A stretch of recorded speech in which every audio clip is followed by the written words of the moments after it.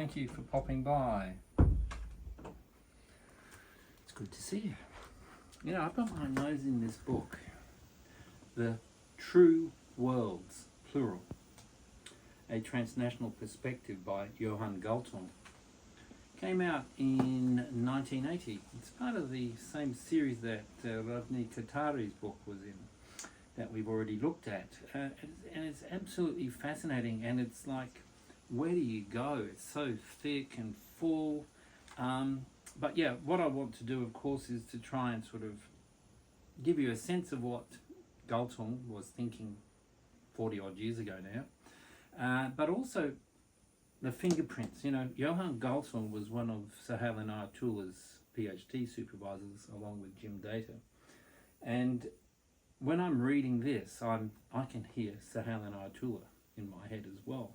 It's so interesting to feel this folded nature, you know, and of course, in Ayatollah and Galtung, or should I say Galtung in Ayatollah, macro history and macro historians, that came out in 1996, I think it was, or 7. You know, so they've worked closely together, and there are some fascinating echoes, you could say, or reverse echoes. Galtung saying things that I can just see Sahel has developed and just made them that bit sharp and brought them more into focus, more into his applications of them in the role of facilitator and you know, as obviously as a world leading futurist, but also as someone who actually has internalized the lessons that Galton's talking about, but also expanded them through his own, particularly through his own spiritual orientation, I would say, and his own ability to bridge East and West, which Galton speaks to quite regularly in this book, as do many people. But Ayatollah lives that and has lived that. And so I'm hearing Prout theory and all sorts of stuff coming through in Galtung, even though at this time, particularly, Galtung was totally unaware of the work of Prabhat Ranjan Saka and Prout, which of course is something that Sahel and Ayatollah draws on deeply. Following me so far? I hope so. But I'm going to do my best now to walk you through some really interesting elements here early in the book, and then jump to later in the book. Take a deep sigh. So Galtung is very interested in peace, of course, and this is part of a series on peace, education, peace, theorizing, and so on. It's in the Preferred World series, okay? And he starts off, he's looking at the empirical and the potential for the empirical as we are given it as a given. This is what reality is. And then the interpretive values constructs, he calls it here, self-realization and consciousness, around those constructs that actually put flesh on the empirical. We can look at projections of data and so on and come up with a very pessimistic scenario or a set of scenarios for humanity, for the planet and so on. Or we can bring other more hopeful, more optimistic sets of values and so on. So this is what Galtung's looking at first. So he says, look, the difficulty is that theory operates within a framework set by what is already known. So how we're theorizing the future is within the structures of the knowable, okay? Theories are constructed within a paradigm defined by the variables and units used to describe and explain empirical reality. Such theories may facilitate thinking toward new combinations of known elements, but not to extra-paradigmatic insights. The new. How do we theorize or use theory to go beyond given assumptions about the future? So he says, I've chosen to make the formulation about theory less trite by using, in my particular definition of violence, that's any cause of an avoidable difference between potential and actual human self-realization.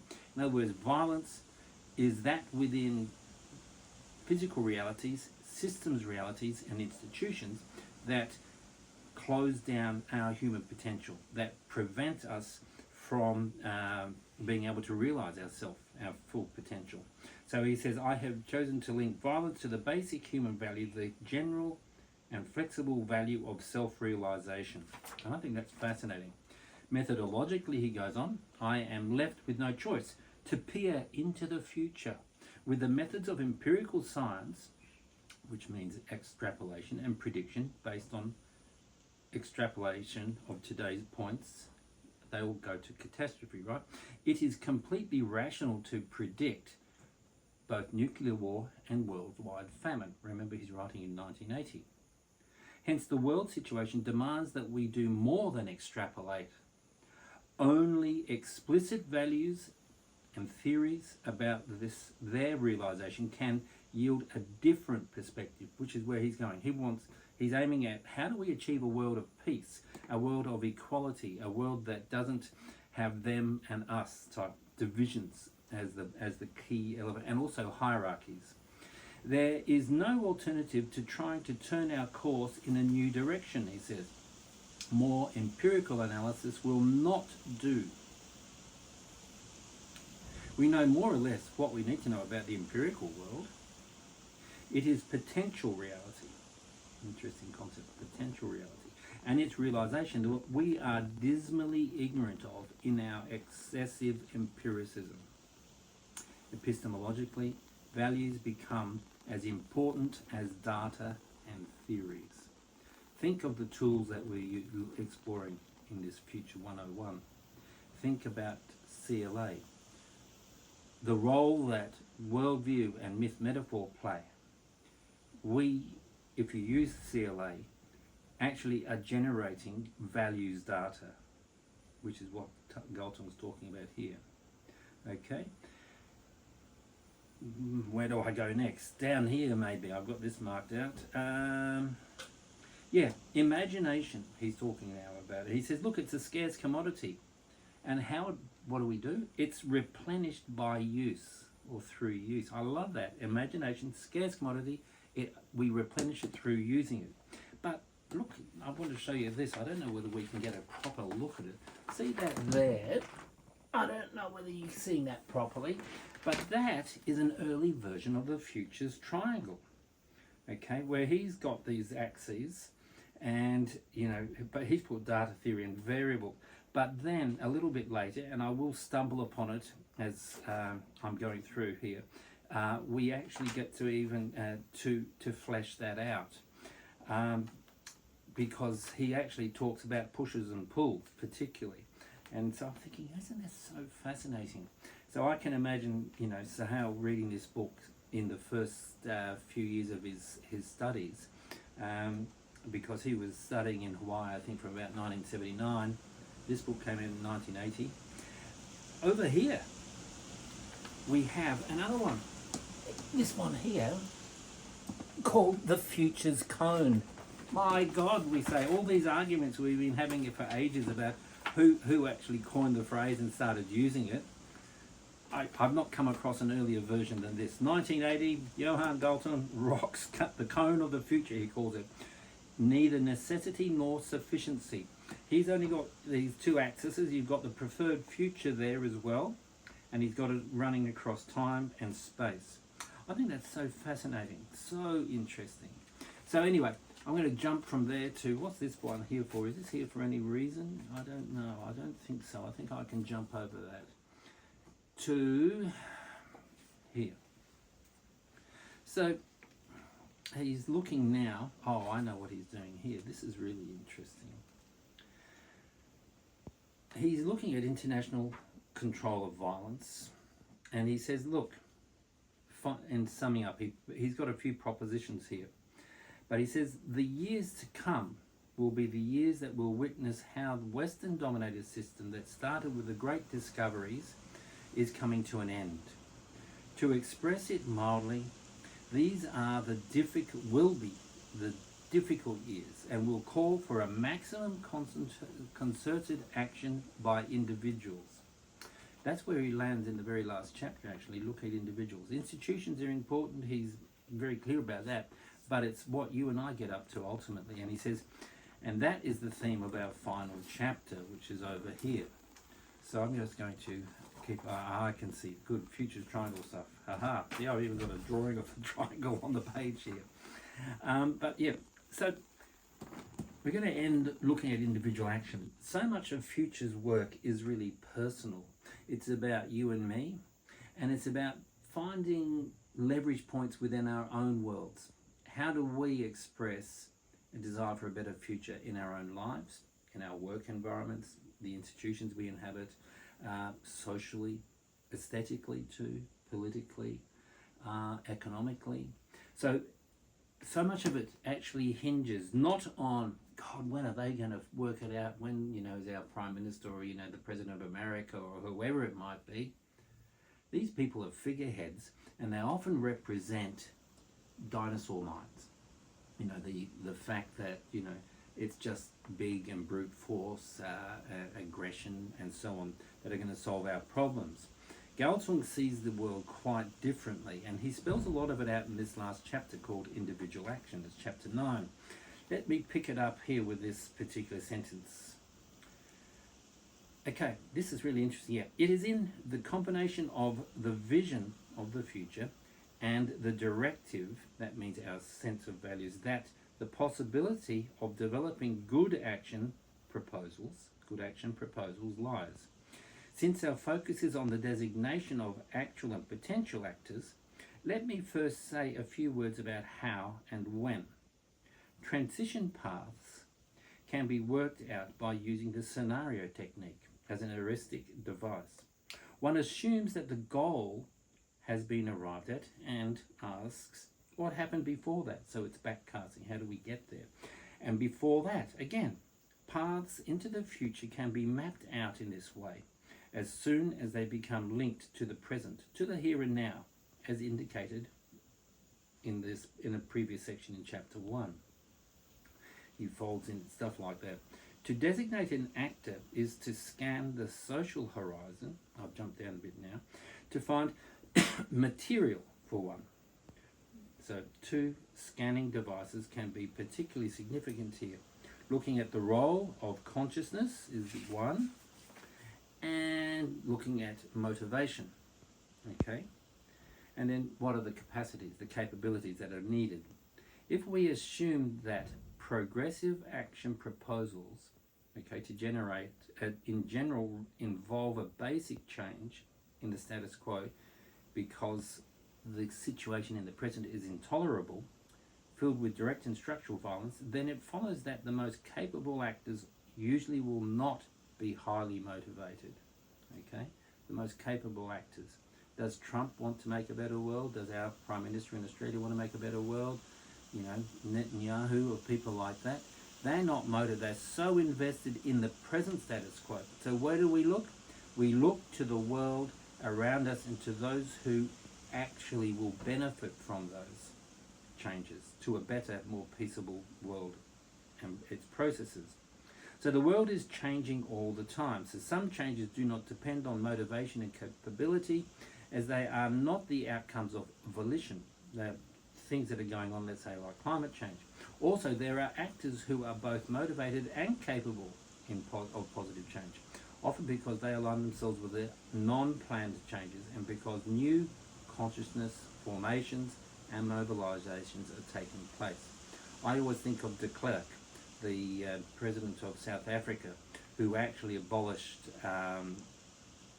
the system of violence that was, what's it called?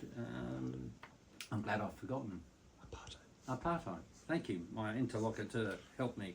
Yes, he abolished apartheid. So, why would a man who had everything to gain from maintaining apartheid abolish it? Well, this is the sort of thing that is being thought about here through this kind of visioning process. Now, I want to come to this next part of the futures triangle, where my triangle thing is here. The sources of a motivation can conveniently be divided into the classical push and pull forces, depending on whether the emphasis is on why one should get away from here, that's the push, okay, and on what one would like to build in the future. In both cases, I am thinking of conscious forces, okay? The push force from the present day, jump down to the pull force, the images of the future, the visions of what could be done. Okay, and he's skimming along lightly here while I am. He's looking here at capability, turning the apparently static nature of a system into a dynamic force.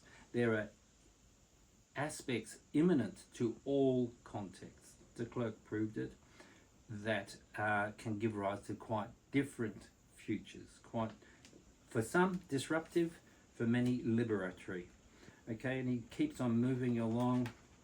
So his idea ultimately is that we distribute the future between everyone, that we all, every person on the planet has a stake in the future. So he says, look, the answer lies in that in having tasks for everybody, in giving unifying participation to everybody, perhaps not of equal immediate significance, the baker, the postie, the mother breastfeeding a baby, whatever, wherever we go. Okay, there's work for all of us to do. Skimming over now, I'm going to jump right to the end. I think you got the taste though of it. I think it's just a beautiful piece of work. So he's got the summary concluding section, page 421, has the title "The Light in the Dark," and he's got it, and it's beautiful. But I just want to finish with that last paragraph, and then I want to just point at a couple of the other books that are littering my shelves here around me, and so on.